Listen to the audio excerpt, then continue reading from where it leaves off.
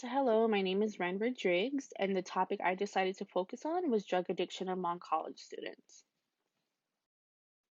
So, what is a drug addiction? An addiction is a chronic disease characterized by drug seeking and use that is compulsive or difficult to control despite harmful consequences.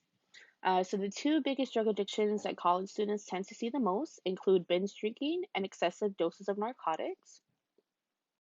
But why do college students turn to drugs? There is four big reasons as to why college students tend to use drugs. Number one being stress. So a lot of students do use drugs in order to cope with stress. The second thing is a big course load. So there is this ADHD drug called Adderall that students tend to use so they can stay focused for a longer period of time, and it also helps them stay up later in the night so they can fully finish studying. The next thing is curiosity. So many students want to experience the full college party scene, so they engage in drug use.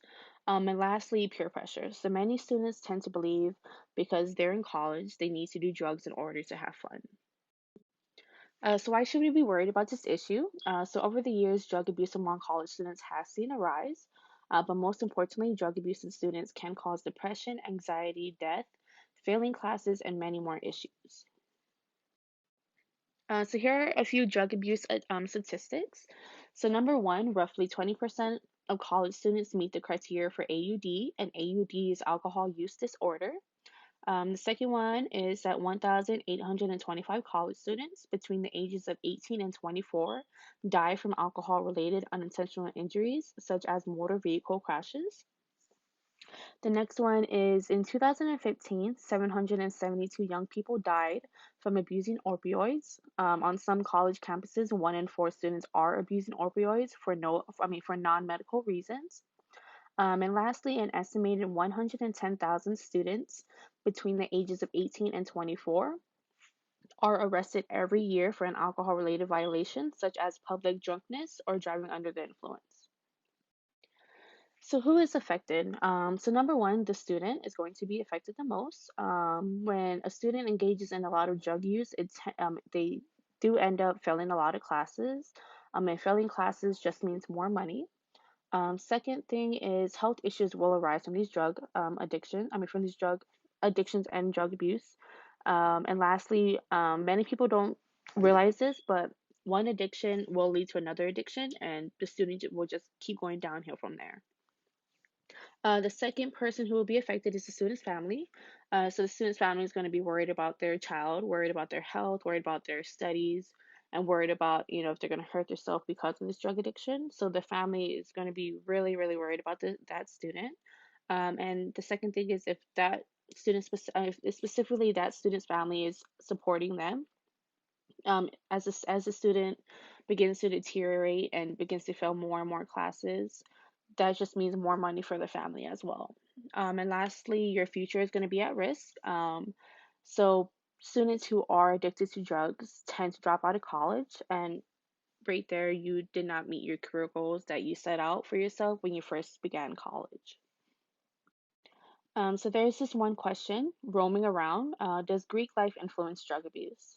So here are four reasons as to why many people do believe that Greek life is number one cause for drug addiction. So not UNLV specifically, but many colleges around the world do have sorority and fraternity houses. So as you know, if you're the new person and you just got initiated into there, you're gonna be peer pressured the most in order to try this new drug and get drunk every weekend. So you're going to be really at risk for drug addiction once you enter the sorority and fraternity house. Which leads to the second thing, hazing. So over the years, many students have died due to hazing. Some get alcohol poisoning, and and others overdose, and they end up dying because of this hazing. And in these sorority and fraternity houses, there is really no supervision. The house is just run by the students. So there's nobody there to tell you not to do that drug. There's nobody there to tell you to stop drinking. It's just you and your so-called buddies who are in that house. So you're going to be at risk a lot for drug abuse. And lastly, social pressure. So are all college students vulnerable? Personally, I think all college students are vulnerable. It's just really up to the student to make their own personal decision and deciding if it's the right choice or not.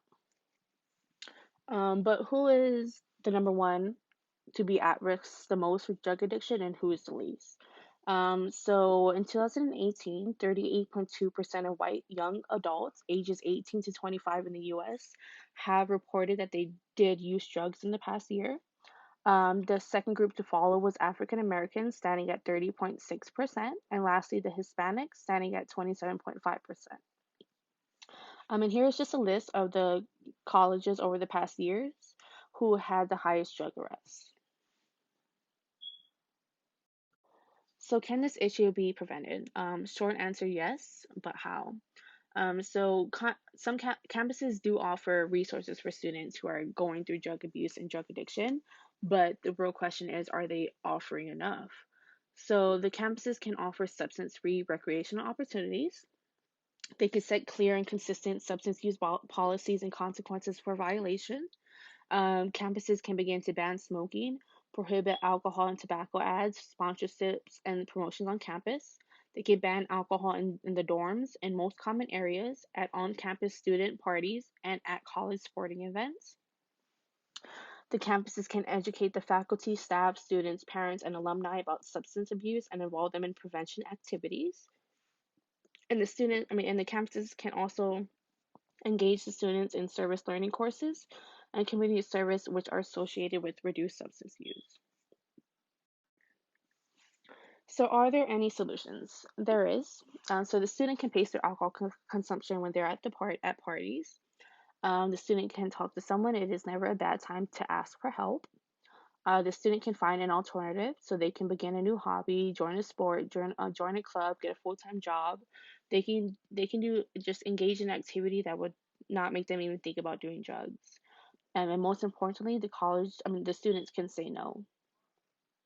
So, what can the campuses do? The campuses can offer abuse seminars, and in these seminars, they can make the students or the people attending understand why does drug abuse happen and also how to prevent it. The campuses can be more attentive towards Greek life and dormitories on campuses. They can offer better and more support for students who are experiencing depression and stress. But most importantly, campuses need to remember that just putting up posters and sending out emails about not to do drugs, what happens when you engage in drugs, that's not going to influence the students that much to do drugs. Campuses need to offer hands-on resources that will really, really make the student not even think about doing a drug. So do college students have a bad rep?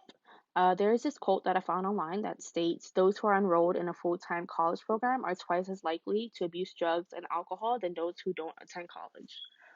But why is this? So a college student, so while students are in college, they're in this stage of life that is characterized by risk and testing the limits to find out who they are. You're just fresh out of high school. You're no longer living with your parents and you're living in a relatively unregulated environment surrounded by same age peers, so you don't really have somebody there to tell you not to do this and how you can fix your depression, how you should do this while you're at school. It's just all your own personal choice. So my view on college students bad rep. So personally, I don't think college students have a bad rep. It's just the media and the people who don't attend college who give college students the bad rep. When you hear college, people only think of partying, sex, turning 21, doing drugs. They don't think about the depression and the stress that these students are going to in order to achieve their goals and get their degree. High schoolers and people who don't know the dark side of college don't think about working a full-time job or the students' emotions or anything about adulthood. And everyone just sees college as a time to get their freak on and, begin engaging in drugs, partying. They just think about the bad things. They don't think about what you do every day. You wake up, you go to class, you got to finish all your homework. They don't think about that. They just think about the bad things that college is all about. So I think the media, Greek life, and the city you live in all play a role in this college reputation that college students tend to have.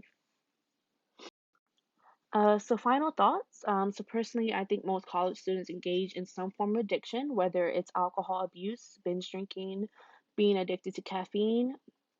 Some can even be addicted to exercise. et cetera, et cetera. When you think of an addiction, it's not about just drug addiction. There's other forms of addiction that a student has that they don't even realize that they have. So I don't think most schools, including UNLV, offer students enough resources to get through their issues to avoid becoming addicted to drugs.